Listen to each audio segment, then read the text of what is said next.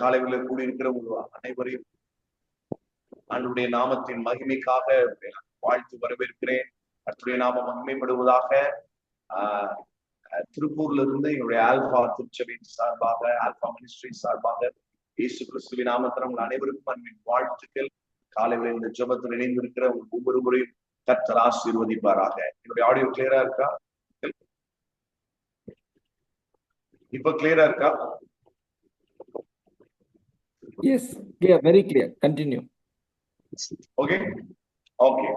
அன்றைய நாம மகிமைப்படுவதாக. இந்த நாளிலே இந்த கால வேளையில ஜெபித்துக் கொண்டிருக்கும் போது ஆண்டவர் சொன்ன ஒரு வார்த்தை, இயேசு கிறிஸ்து இந்த பூமியில வாழ்ந்து கொண்டிருக்கும் பொழுது திரளான அற்புதங்களை செய்கிறவராய், அதிசயங்களை செய்தவராய், திரளான கூட்டம் அவருக்கு பின் சென்றது. வசனம் அழகா எழுதப்பட்டிருக்கு. நன்மை செய்கிறவராய் அவர் சுற்றி திரிந்தார்.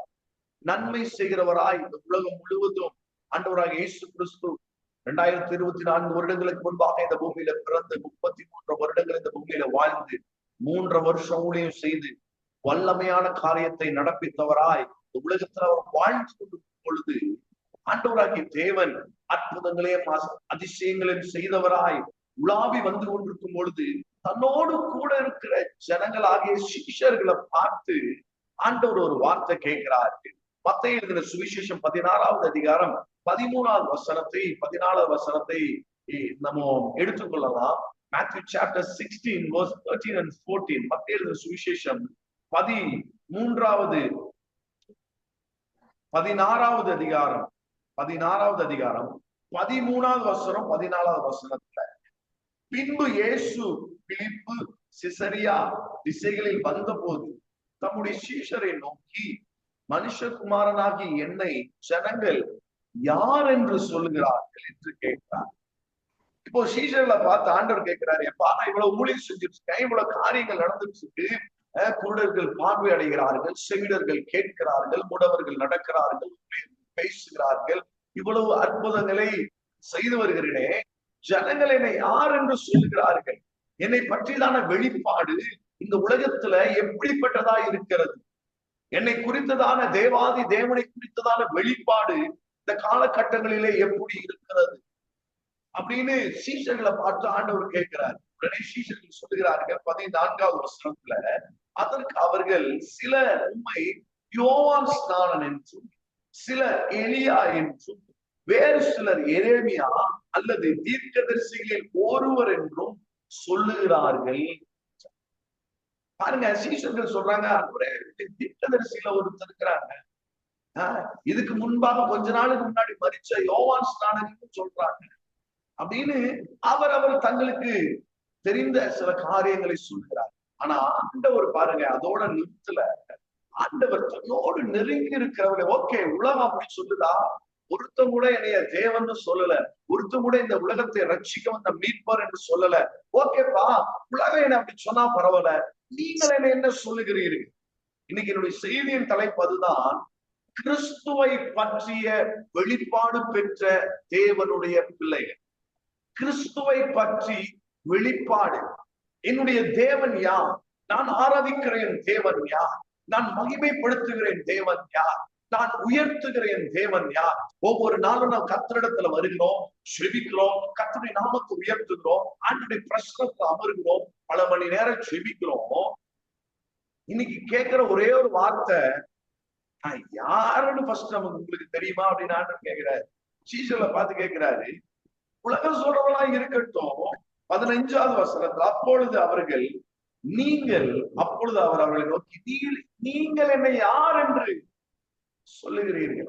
உலகம் என்ன வேணா சொல்லட்டும், என்னோடு கூட இருக்கிற நீங்கள் என்னை யார் என்று சொல்லுகிறீர்கள்?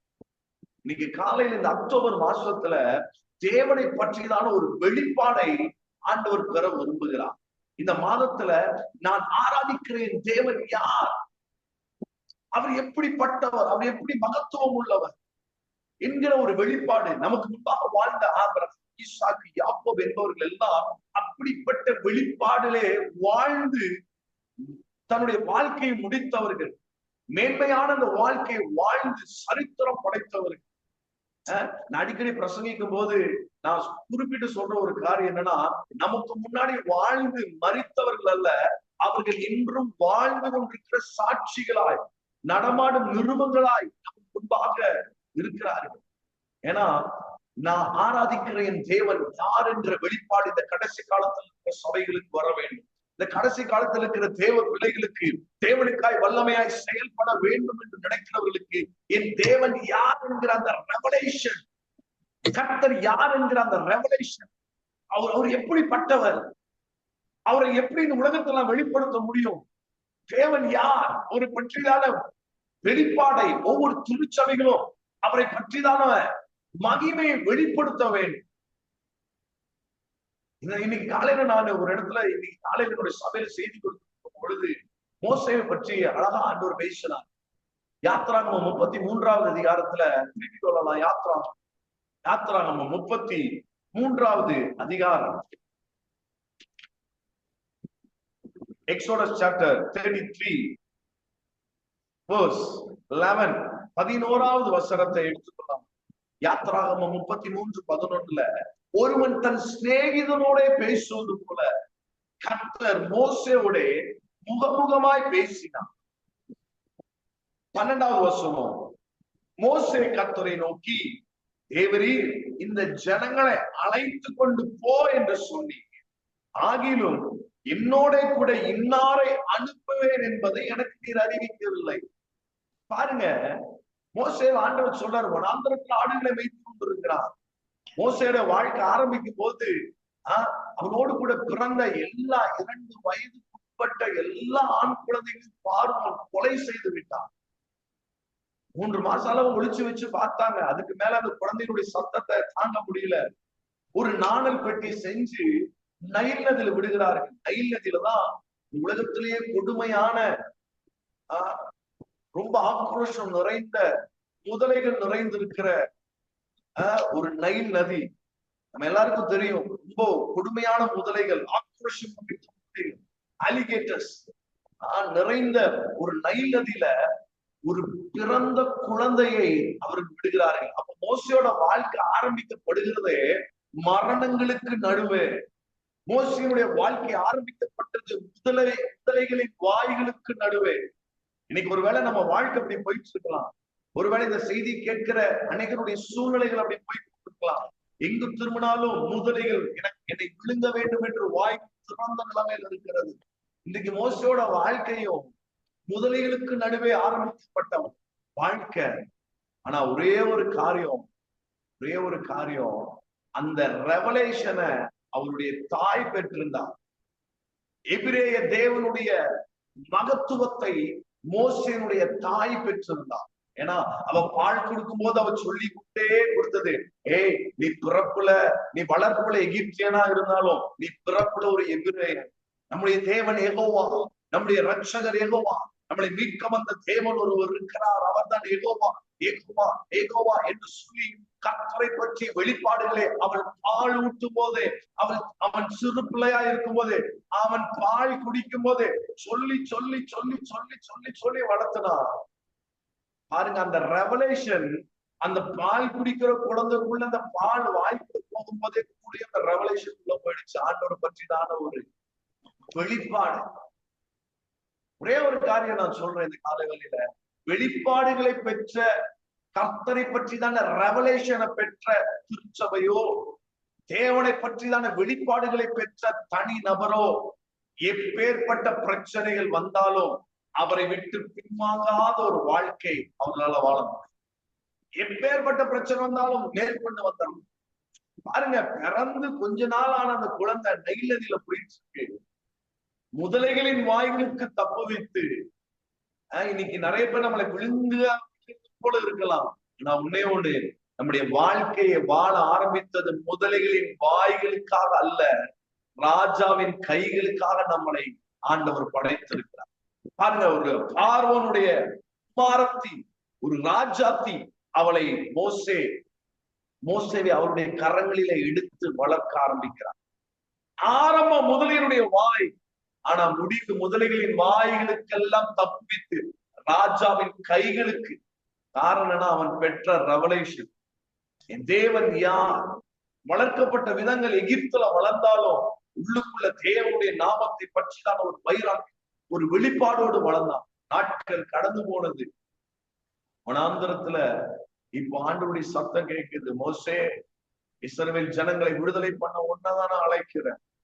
அப்பதான் இந்த நாட்கள்லாம் முடிஞ்சதுக்கு அப்புறம் ஆண்டவரை பற்றி சொல்றான் மோசே. 12வது வசனத்துல கர்த்தர் மோசே கர்த்தரை நோக்கி, தேவரீ இந்த ஜனங்களை அழைத்து கொண்டு போ என்று சொல்லி, ஆகிலும் என்னோட கூட இன்னாரை அனுப்புவேன் என்பதை எனக்கு இது அறிவிக்கவில்லை. நண்பு தேவனுடைய ஜனமே, இன்னைக்கு ஆண்டவர் சில நேரத்துல அப்படியே கண்ணை கட்டி காட்டில் விட்டது போல தெரியலாம். ஐயோ நான் போறது இது ஆண்டவருடைய பிளான் தானா, அல்லது ஆண்டவருடைய பிளான்ல இருந்திருந்துச்சு அப்படின்னா நிச்சயம் ஆண்டவர் என்னோட கூட வந்திருப்பாரு. இப்ப என்னை சுத்தி யாருமே இல்லையே, என்னை கைட் பண்ண யாருமே இல்லையே, நான் போற பாதை கரெக்ட் தானா? ஆரம்பிக்கும் போது ஒரு பாஸ்டர் சொன்னாரு, அல்லது இந்த வசனத்தை கொண்டு நான் ஆரம்பிச்சேன், அல்லது இந்த தீர்க்க தரிசனத்தை கொண்டு ஆரம்பிச்சேன். ஆனா இப்ப நான் போற பாதை முழுவதும் இந்த காலவெளியில இந்த அக்டோபர் மாசத்துல அப்படிப்பட்ட நினைவோட நீங்க ஒருவேளை ஆரம்பிக்கிறவங்களா இருக்கலாம்.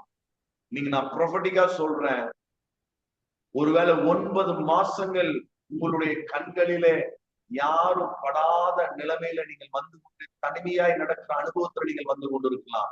ஆனா இன்னைக்கு ஆண்டவருடைய வார்த்தை சொல்லுகிறது, அதே யாத்திராகமம் 33வது அதிகாரம் 14வது வசனத்தை வாசிக்கலாம். யாத்திராகம் 33:14. அதற்கு அவர், என் சமூகம் உனக்கு முன்பாக செல்லும், நான் உனக்கு இளைப்பாறுதலை தருவேன் என்றார். முடிஞ்ச கைய உயர்த்தி ஒரு ஆமென் சொல்லலாம். உனக்கு இளைப்பாறுதலை தருவேன். உன்னோடு கூட யாரும் வராத சொல்லல. மோசேதான் சொல்றாரு, ஆண்டவரே போன்னு சொல்லிட்டீங்க, ஏன்னா கிளம்பிட்டேன், போன்னு சொல்லிட்டீங்க, உடைய வார்த்தையின்படி நான் கிளம்பியாச்சு. ஆனா என் கூட யாரும் அனுப்புவேன்னு சொல்லுங்க, யார் எனக்கு ஃபேவரா வருவான்னு சொல்லுங்க, யாரு எனக்கு வழியை திறப்பான் என்று நீங்க சொல்லல. என்ன நடக்கும் டாடி? இன்னைக்கு நான் ப்ரொபட்டிக்கா சொல்றேன், தீர்க்க தரிசனமா சொல்றேன், உங்களுக்கு யாரும் இல்லாத அனுபவம் ஒருவேளை உங்களுடைய வாழ்க்கையை போய் கொண்டிருக்கலாம், அல்லது உங்களுடைய ஊழியம் போய் கொண்டிருக்கலாம். இது ஆண்டவருடைய சித்தத்தை கொண்டுதான் இந்த ஊழியத்தை நான் ஸ்டார்ட் பண்ணேன். ஆண்டவருடைய வார்த்தையை கேட்டுதான் ஃபவுண்டேஷன், ஆண்டவருடைய வார்த்தையை கொண்டுதான் இந்த காரியத்தை நடக்க ஆரம்பிச்சானே. ஒரே ஒரு காரியம், என்னை அழைத்த ஆண்டவர் யார் என்ற வெளிப்பாடு பெற்ற ஒரு மனிதனும் இக்காலத்தின் பாடுகளை குறித்து பயப்பட தேவையில்லை. காரணம் என்னவென்றால் வசனமழகாக எழுதப்பட்டிருக்கிறது, என்னை அழைத்தவர் அவர் உண்மை உள்ளவர். என்னை அழைத்தவர் அவர் உண்மை உள்ளவர். இந்த கனமுள்ள ஊழியத்திற்கு என்னை அழைத்தவர் அவர் உண்மை உள்ளவர். உலகத்தின் வழிபாடுகளுக்கு அடிமைப்பட்டிருந்த நிலைமை, உலகத்தின் காரியத்திற்கு அடிமைப்பட்ட நிலைமை, உலகத்தின் வாழ்க்கையில அடிமைப்பட்ட நிலைமையில் இருந்த என்னை சேற்றிலிருந்து என்னை தூக்கி எடுத்து என்னை கழுவி என்னை அழகுபடுத்தி என்னை கனமுள்ள இந்த ஊழியத்தை கரத்துல கொடுத்திருக்கிறார் என்றார், கனமுள்ள ரட்சிப்பை கொடுத்திருக்கிறார் என்றார். உங்களை அழைத்தவர் அவர் உண்மை உள்ளவர். கைய உயர்த்தி ஒரு ஆமென் சொல்லலாம். அல்லேலூயா. உங்களை அழைத்தவர் உண்மை உள்ளவர். அதான் மோசே என்ன சொல்றாரு பாருங்க, என்ன போன்னு சொல்லிட்டீங்க ஆண்டவரே, ஆனா போன்னு சொல்லிட்டு யாரையும் கூட அனுப்புன்னு சொல்லல, யார் எனக்கு ஃபேவரா இருப்பா அல்லது யார் என்ன கைட் பண்ணுவா, யார் என்ன வழிநடத்துவான்னு சொல்லல. இருந்தாலும் கர்த்தர் மேல ஒரு வெளிப்பாடு மோசேக்கு. என்ன? தொடர்ந்து படிக்கலாம். என்றாலும் யாத்திராகம் 33:12 இடையில இருந்து நான் படிக்கிறேன், சென்டர்ல இருந்து. என்றாலும் உன்னை பெயர் சொல்லி அழைத்து அறிந்திருக்கிறேன் என்றும் என் கண்களில் உனக்கு கிருபை கிடைத்தது என்றும் நீர் சொன்னதுண்டே. அல்லேலூயா. ஆண்டவரே நீங்க தான் சொல்லியிருக்கீங்க. ஒருவேளை எனக்கு யாரு கூட இருக்கலாம், எல்லாரும் என்னை கைவிட்ட நிலைமைகள் இருக்கலாம், ஆனா உண்மை பற்றிதான் ஒரு ரெவலேஷன் நான் பிடிச்சிருக்கிறேன். நீர் கொடுத்த வாக்கு தத்தத்தை நான் பிடித்திருக்கிறேன். என்ன? உன்னை பெயர் சொல்லி அழைத்து அறிந்திருக்கிறேன் என்றும் என் கண்களில் உனக்கு கிருபை கிடைத்தது என்றும் தேவரீர் சொன்னதுண்டே. நான் ஏன் ஆண்டவரே பயப்படும்? இந்த அக்டோபர் மாசத்துல ஆண்டவர் வார்த்தை அதுதான். எப்பக்கத்திலும் நெருக்கப்பட்டும்.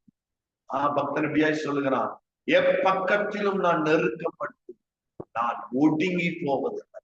காரணம் என்னவென்றால் என்னை அழைத்த அழைப்பு என்ன, என்னை பற்றிதான கர்த்தர் கொண்ட தெரிந்து கொள்ளுதல் என் மேல் இருக்கிறது.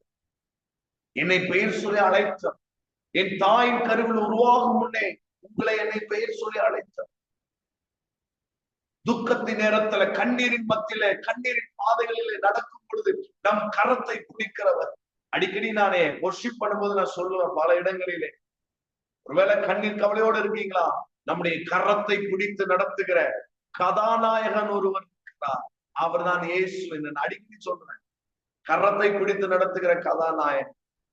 பாருங்க, சினிமாலெல்லாம் கதாநாயகன் ஹீரோன்னு சொல்லுவாங்க. ஆனா சொந்தமா ஒருவேளை அவங்களால செய்ய முடியாது. அதே மாதிரி ஃபைட் பண்ண முடியாது. It's not a real, it's a real but real hero. சொல்றாரு, உன் கரத்தை பிடித்து நடத்துகிற தேவன் நான் அல்லவா. இன்னைக்கு கர்த்தருடைய சமூகம் இந்த அக்டோபர் மாசத்துல 9 மாசம் ஒருவேளை ஏற்ற தாழ்வுகள், மேடுகள், பள்ளங்கள், மலைகள் போல பிரச்சனைகள், போராட்டங்கள் இருக்கலாம். பாருங்களேன், மோசேக்கு இருந்த ஒரே ரெவலேஷன் என்னன்னா, என் தேவன் சொன்னது நடந்தே தீர். கர்த்தர் சொன்ன வார்த்தையின் வாழ்க்கையில் நிறைவேறிய தீர். காரணம் என்னவென்றால் அவர் சொன்னது உண்டே. 13வது வசனம் உம்முடைய கண்களில் இப்பொழுது எனக்கு கிருபை கிடைத்ததானால் நான் உம்மை அறிவதற்கும். பாருங்களேன், இவ்வளோ பெற்ற ரெவலேஷன் பெற்ற மோசே இவ்வளோ வார்த்தையை பேசுறதுக்கு அப்புறம் இன்னொரு ஒரு காரியத்தை சொல்றாரு, இன்னும் உம்மை நான் அறிவதற்கும். நண்பு தேவனுடைய ஜனமே, நண்பு போதக பிதாக்களே, நீங்க யார் யார் இதுல கிடைச்சா இருக்கீங்கன்னு எனக்கு தெரியல. ஆனா ஆண்டவர் சொல்ற வார்த்தை உண்மையோடுதான். இன்னும் ஆண்டவரை அறிகிற அறிவின் மேன்மைக்குள்ள ஆண்டவர் இன்னும் நம்மளை டிராவல் பண்ண சொல்றாரு. இந்த அக்டோபர் மாசத்துல ஒருவேளை அப்படி மேலோட்டமா நான் தேவனை ஆராதித்தது அல்ல, இன்னும் அத ஃபாதர் அழகா ஒரு பாட்டு எழுதியிருக்கிறார், பழைய பாடல். இன்னும் உம்மை அறியனும், இன்னும் உம்மை அறியனும், இன்னும் கிட்டி சேரனும், இன்னும் கிட்டி சேரனும், பிரசன்னம் பிரசன்னம் தேவ பிரசன்னம். ராஜா உம் பிரசன்னம் போதுமையா, இப்போதும் என போதுமையா. ராஜா உம் பிரசன்னம் போதுமையா. தெரிந்தவர்கள் என்னோடு கூட சேர்ந்து பாடலாம். எப்போதும் எனக்கு போதுமை, இன்னும் உம்மை அறியனும், இன்னும் உம்மை அறியனும், இன்னும் கிட்டி சேரனும், இன்னும் கிட்டி சேரனும். அதுதான் பேதுருல அழகா எழுதப்பட்டிருக்கு, தேவனை அறிகிற அறிவு. வாசிக்கலாம், எடுத்துக்கொள்ளலாம். 2 பேதுரு 1வது அதிகாரம் 2வது வசனத்தை வாசிக்கலாம். 1வது வசனம் 2வது வசனம். நம்முடைய தேவனும் 2 Peter chapter 1 verse 1 and 2. நம்முடைய தேவனும் இரட்சகருமாய் இருக்கிற இயேசு கிறிஸ்துவுடைய நீதியால் எங்களை போல அருமையான விசுவாசத்தை பெற்றவர்களுக்கு. பாருங்க, இந்த இடத்துல பேதுரு அழகா எழுதுவாரு, சீமோன் பேதுரு, எங்களை போல விசுவாசத்தை பெற்றவர்களுக்கு அப்படின்னு அதோட நிறுத்தி கொள்ளாம, இன்னைக்கு ஒரே ஒரு காரியம், விசுவாசம் இருந்தா மட்டும் விசுவாசியா மாறிட முடியாது. நீங்க பாருங்களேன், நம்ம பிதாக்களை பற்றி படிக்கிறோம், ஆபிரகாமை பற்றி படிக்கிறோம், ஈசாக்கை பற்றி படிக்கிறோம், யாக்கோபை பற்றி படிக்கிறோம், தீர்க்கதரிசிகள் எலியாவை பற்றி படிக்கிறோம், எலிசாவை பற்றி படிக்கிறோம், ராஜாக்கள் தாவீதை படிக்கிறோம், சாலமோனை குறித்து படிக்கிறோம். அவங்களுக்கும் மற்றவர்களுக்கும் இருந்த ஒரே வித்தியாசம், மற்றவர்களுக்கு கர்த்தர் மேல விசுவாசம் இருந்துச்சு. ஆனா இப்படிப்பட்ட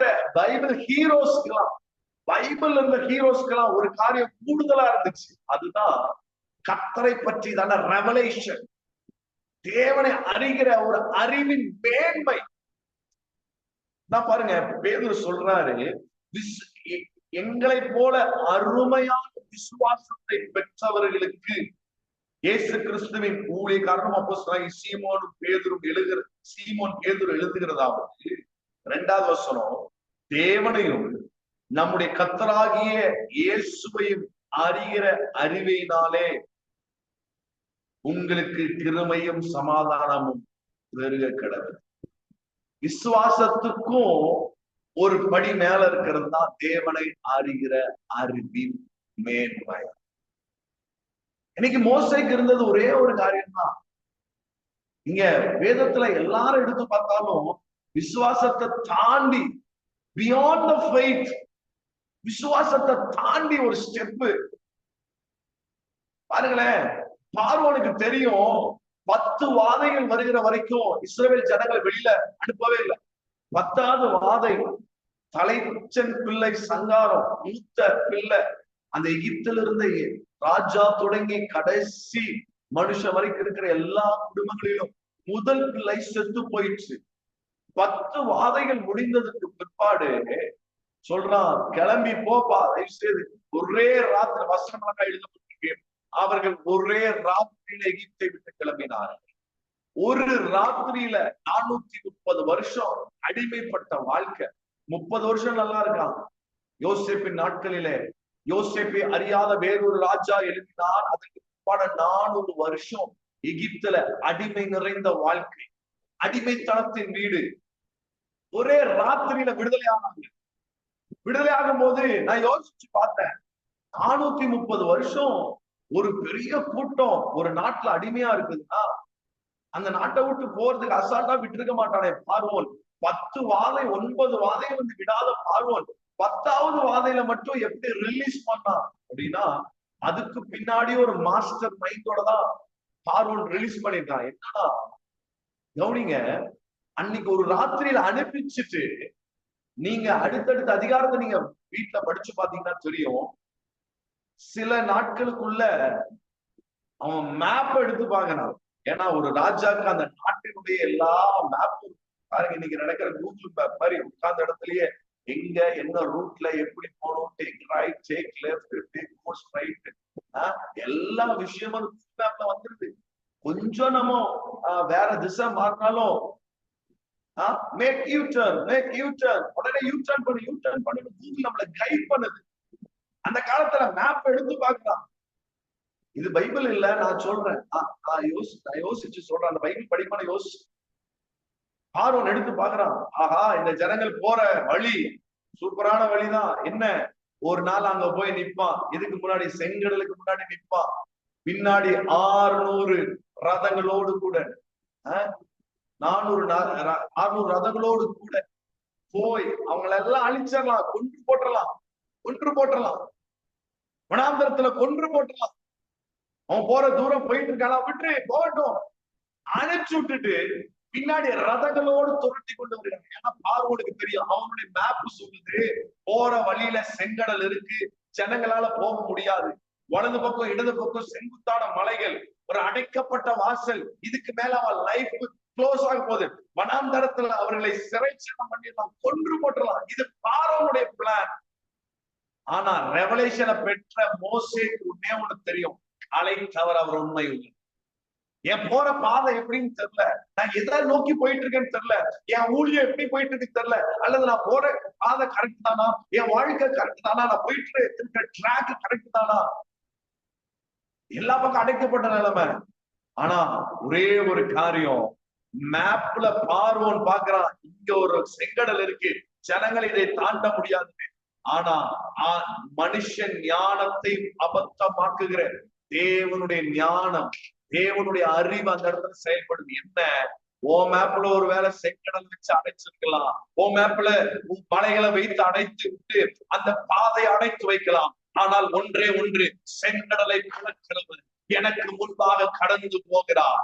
அவர் மேப்ல இருக்கிறதை மனுஷனுடைய ஞானத்தை அபத்தமாக்கி எல்லா ஞானத்திற்கும் மேலாய், எல்லா சூழ்நிலைகளுக்கும் மேலாய், எல்லா பிரச்சனைகளுக்கும் மேலாய் நம்மளை நடக்க பண்ணுகிற ஒரு பரிசுத்த ஆவியானவர் இந்த அக்டோபர் மாசத்துல இந்த 9 மாதங்கள் அடைக்கப்பட்ட நிலைமையை, தேவனை அறிகிற அறிவின் மேன்மை ஒவ்வொரு தேவனுடைய மனிதனுக்குள்ள வரும்போது பார்வோனுடைய மேப்ல இல்லாத ஒரு காரியம் நடந்தது. என்ன, அடைக்கப்பட்ட செங்கடல் அவர்களுடைய கண்களுக்கு எதிராய் இரண்டாய் கிடந்தது. கைகளை உயர்த்தி விடாமல் சொல்லலாமா?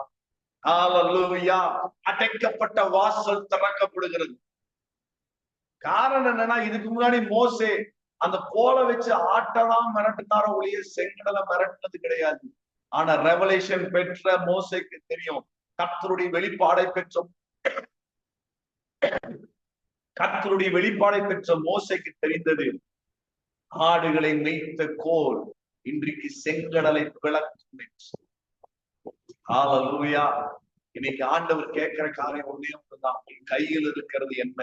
ஆண்டவரே, என் கையில ஒண்ணுமே இல்லை, ஆனா ஒன்னே ஒண்ணு, உம்மை பற்றிதான அறிகிற அறிவு, உம்மை பற்றிதான ரெவலேஷன், உம்மை பற்றிதான வெளிப்பாடு. இன்னைக்கு இந்த கடைசி காலத்து சபைகளுக்கு, கடைசி காலத்து தேவ பிள்ளைகளுக்கு, கடைசி காலத்துல வாழுகிற தேவ ஜனங்களுக்கு தேவைப்படுகிறது ஒன்றே ஒன்றுதான், கர்த்தரை பற்றி அறிகிற அறிவின் மேன்மை. என் தேவன் யார்? சின்ன சின்ன விஷயத்துக்கு சோர்ந்து போயிடும், சின்ன சின்ன விஷயம் நம்ம சோர்ந்து மாற்றிடுது. No, never. என்னை அழைத்தவர் அவர் நடத்துவார் என்கிற ஒரு வெறி. அடிக்கடி நான் சபையில சொல்லுவேன், ஆண்டவர் மேல ஒரு வெறித்தனம் இருக்குன்னு சொல்லுவேன். எது மேலேயோ வெறி பிடிச்சிட்டு இருக்காங்க உலகம். அடிக்கடி சொல்ற ஒரு காரியம், கர்த்தர் மேல ஒரு வெறி இருக்கும். பாருங்க, அக்கினி சூளையில தூக்கி போட போறாங்க, தூக்கி போட போறவன் சாகிறத கண்ணால பார்க்கறது 3 பேரு. ஆனா ஒன்னே ஒண்ணு, அவன் ராஜாக்கு முன்னாடி சொன்ன ஒரு வார்த்தை, அசைக்கிற வார்த்தை, நாங்கள் ஆராதிக்கிற எங்கள் தேவன் இன்னார் என்று நாங்கள் அறிந்திருக்கிறோம். நாங்கள் ஆராதிக்கிற எங்கள் தேவன் ராஜாவே, உங்களுடைய கைக்கும் எரிகிற அக்கினி சூளைக்கும் எங்களை தப்புவிக்க அவர் வல்லவர். இதுதாங்க ரெவலேஷன், இதுதான் கர்த்தரை பற்றிதான வெளிப்பாடு, இதுதான் கர்த்தரை பற்றிதான இருக்கிற அறிவின் மேன்மை. இன்னைக்கு கர்த்தருடைய வார்த்தை சொல்லுகிறது, உன்னை கொண்டு நான் செய்யும் காரியம் அது பயங்கரமா இருக்கும் அப்படின்னா அது பயங்கரமா இருக்கும். என் வாழ்க்கையில் அதை அனுபவித்தேன் ஆக வேண்டும், அதை ருசி பார்த்தே ஆக வேண்டும்.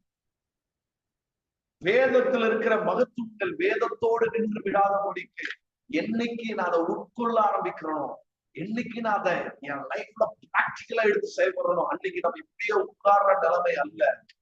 என் வாழ்க்கையில எல்லா நாமங்களுக்கும் மேலான நாமமுடையவர் செயல்படுகிற ஒரு நாட்களுக்குள்ள இருப்போம். ஹல்லேலூயா. இன்னைக்கு ஒருவேளை உலகத்தினுடைய பிளான் அடைக்கப்பட்ட வாசல், இன்னைக்கு கர்த்தருடைய ரெவலேஷனை பெற்ற நமக்கு திறந்த வாசல். அதான் வெளிப்படுத்துற விசேஷத்துல வாசல் அழகா இருக்கு, இதோ திறந்த வாசலமே, ஒருவனும் அதை பூட்ட மாட்டான். காரணம் என்னன்னா, நடந்து போறது நான் கிடையாது, என் சூழ்நிலைக்கு முன்பாக நடந்து போறது அக்டோபர் மாசத்துல என் சமூகம் உனக்கு முன்பாக செல். நண்பு தேவனுடைய ஜனமே, my dear brothers and sisters, இன்னைக்கு காலையில இந்த மந்த்ல ஆண்டவர் நீங்க போறதுக்கு முன்னாடியே உங்களுடைய வழிகளை ஆயத்தப்படுத்துகிற ஒரு முன்பாக செல்லுவாரா இந்த மாதம். நீங்க பேசுறதுக்கு முன்னாடி என்ன பேசணுங்கிற வார்த்தை உங்க நாவுல வைப்பாராங்க. அதுதான் சமூகம் முன்பாக.